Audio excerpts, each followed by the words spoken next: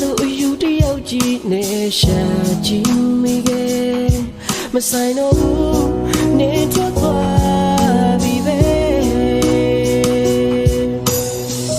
နာကျင်တရားတို့နှစ်ယောက်တည်းကမေးဖို့ကလေး